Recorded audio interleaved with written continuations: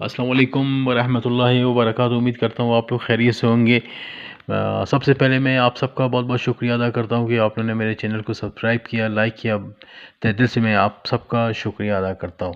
تو آتے ہیں اپنی چینل کی طرف۔ آج کا ہمارا جو ٹاپک ہے ووپنگ کف، جسے اردو میں کہتے ہیں کالی کانسی۔ یہ ایک قسم کی پھیلنے والی بیماری ہے۔ اس کانسی کے دوران سانس اندر کھینچتے وقت ہونپ کی آواز نکلتی ہے، اور کانسی کے خاتمے پر وومیٹنگ ہوتی ہے اور اسپیٹم خارج ہوتا ہے، اور مریض کا رنگ نیلا کالا ہو جاتا ہے، اس لیے اسے کالی کانسی کہتے ہیں۔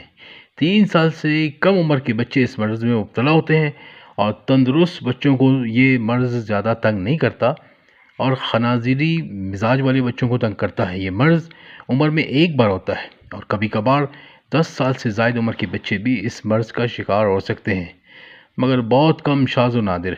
یہ ایک قسم کا خردبینی کیڑا مانا گیا ہے جو کہ مریض کے منہ اور ناک میں پایا جاتا ہے۔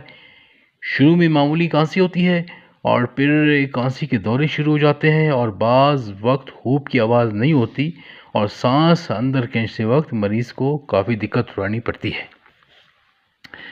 تو دوستو، کالی کانسی مہلک نہیں، مگر بعض اوقات کانسی کی وجہ سے برینکائٹس ہو جاتا ہے، یا پھیپھڑوں میں ورم ہو جاتا ہے، یا جس کی وجہ سے سیٹی کی آواز نکلتی ہے اور دمہ کا عارضہ وغیرہ ہو سکتے ہیں۔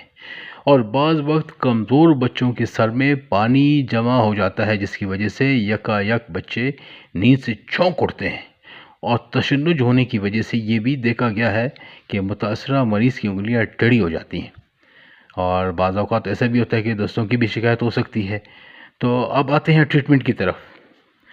تو اس میں سب سے جو پہلی دوا ہے ہومیوپیتھی کی، بڑی اچھی دوا ہے، بڑی زبردست کام کرتی ہے، یہ ڈروسرا۔